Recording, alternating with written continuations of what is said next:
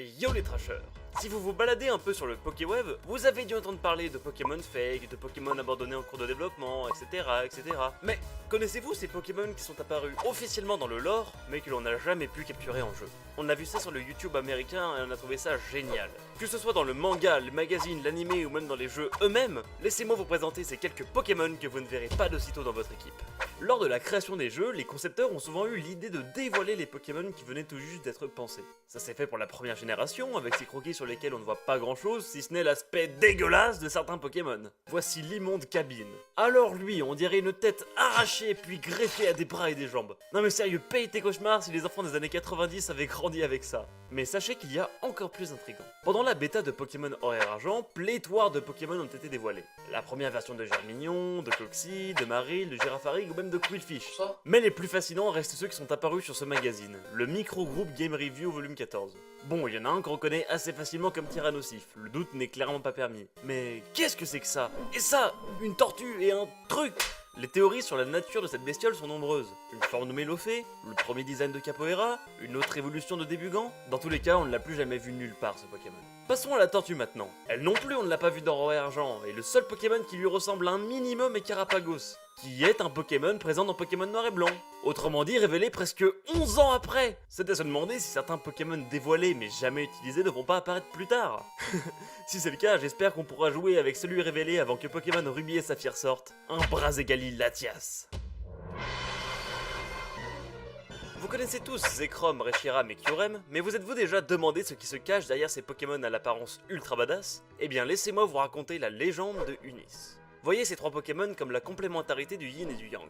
Zekrom pour le côté noir, Reshiram pour le côté blanc et Kyurem, le Pokémon frontière, à la jonction entre les deux.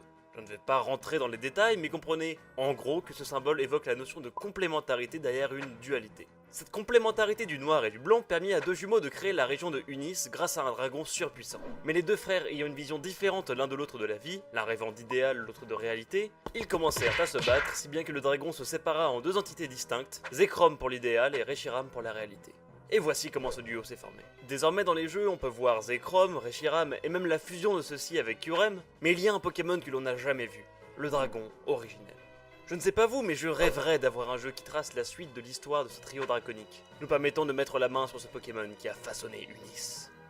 Maintenant parlons de Thupfizer, ou la fusion d'Elector, Sulfura et Articodin qui en japonais se prononce Thunder, Fire et Freezer.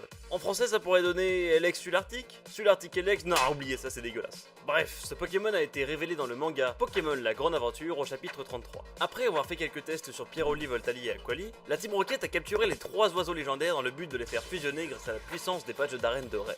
Du coup, bim, création de Thupfizer, l'union des trois oiseaux légendaires de Kanto. Bon par contre il se met à tout casser, donc après une bonne bagarre des familles, Red utilise Lance-Soleil avec son Florizard qui vient tout juste d'évoluer, l'oiseau se sépare et la Team Rocket aussi, bref fin de l'histoire, tout le monde est content. D'ailleurs remarquez que si on considère que ce Pokémon est de type feu, électrique, glace, vol, je suis pas sûr que l'attaque de type plante soit bien efficace. Bref, personnellement je le trouve super cool ce Pokémon et je ne serais vraiment pas étonné de le voir apparaître dans un éventuel remake des premiers jeux Pokémon. Pas vous? Ah oui, sinon, sachez que ce n'est pas le seul Pokémon curieux issu du manga. Pour preuve, on a aussi vu une sorte de baleine dans le deuxième chapitre du manga Electric Tail of Pikachu, et surtout celui qui je trouve le plus badass de tous les temps, un Palkia Dialga. Bon, ça reste une simple statue, mais il est trop cool! Quand on parle des jeux Pokémon, on parle généralement de la série principale. Celle que tout le monde connaît, où on incarne machin qui part chercher les 8 badges, battre la ligue, compléter le Pokédex, tout ça. Mais si vous n'étiez pas au courant, il existe pas mal d'autres jeux Pokémon comme ceux qui nous intéressent aujourd'hui. Super Pokémon Rumble, Pokémon Donjon Mystère, les Portes de l'Infini et Pokémon Méga Donjon Mystère. Bon, pour résumer, le but est de taper des Pokémon, avancer, taper des Pokémon, avancer et taper sur un boss Pokémon.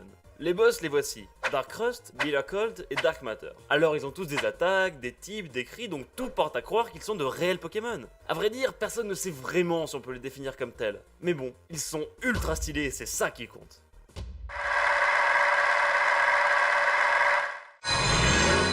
Si Si vous vous rappelez bien, dans Pokémon Noir 2 et Blanc 2, il existe le Pokéwood, un studio dans lequel les dresseurs et les Pokémon font des films ensemble. C'était pas très fun, mais bon bref, c'est pas le sujet. Lors d'un tournage, le concept est de combattre des Pokémon créés spécialement pour l'occasion. Si, ce sont de vrais Pokémon, avec des types, des attaques et des talents. Le Karateka de type combat, le Meketera nocif de type acier, F00 le robot acier normal, la porte noire de type plante, Raisenman de type Tenebrepsi, le Manami de type normal,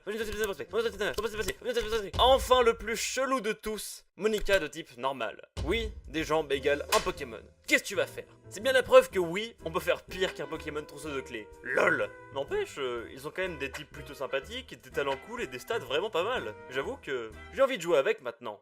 Nous voici maintenant dans l'animé, et croyez-moi, c'est un bordel sans nom en termes de Pokémon chelou. Une sorte de chat avec des ailes, un poisson, des statuettes qui ne ressemblent à rien de connu, un requin géant ou même une espèce d'araignée abeille un peu flippante. Mais le must, ça reste les Pokémon qui fusionnent. Laissez-moi vous présenter 3 fusions de Pokémon tout juste sorties des aventures inintéressantes de Monsieur Ketchum. Dans l'épisode 20, le fantôme de la jeune fille, la bande de la loose se retrouve confrontée à un Fantaminus plutôt farceur qui, en plus de savoir parler, produit des illusions comme celle-ci, Venus Toys, ou en français la fusion de Florizard et de Tortank. A mon avis, j'ai pas été le seul à penser OMG, c'est trop bien en voyant cette fusion tout juste inspirée de Dragon Ball. Et sinon, à votre avis, que se passe-t-il lorsqu'une souris jaune toute choupie joue avec une orbe légendaire, gardienne de l'équilibre de ON? Eh bien ça donne Pikachu X Groudon. Oui, c'est moi qui ai inventé le nom, oui monsieur. Autant vous dire que vous n'avez plus trop envie de lui faire des câlins maintenant. Au pire, vous pouvez toujours installer un mode sur votre console pour jouer avec. Paraît-il qu'on aurait fait une vidéo dessus. Cliquez dessus, c'est un ordre.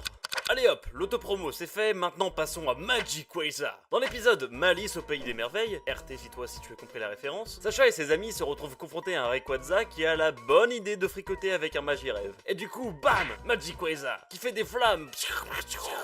Aïe, mais ça fait mal. Plutôt cool lui aussi. Mais bref, même si c'est une illusion et donc pas vraiment un Pokémon, je ne peux pas m'empêcher de penser que ce serait génial de pouvoir faire fusionner ces Pokémon. Évidemment, on peut déjà le faire avec le trio dragonique que l'on a déjà vu dans cette vidéo. Bravo, tu as bien suivi, tu peux être fier de toi. Mais à quand une fusion avec tous les Pokémon? Après les méga évolutions, ce serait fou. Imaginez Scorsprint, Pikaplouf ou encore Kenotus. MDR.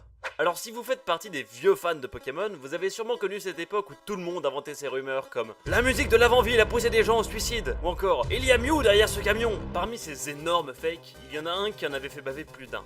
Les Pokémon dieux. Alors il y en a beaucoup trop pour que je les cite tous, mais peut-être que Pikablu vous dit quelque chose? Énorme hype pour ce Pokémon avant que Or et Argent sortent, puis au final plus rien quand on s'est rendu compte que c'était juste Marill, autrement dit un Pokémon un peu osé. Après lui avait au moins le mérite d'exister vraiment, parce que sinon tous les Pokémon dieux étaient des fakes. Doomsay, Anthrax ou même Spooky, tous ces Pokémon franchement cool qui n'existeront jamais.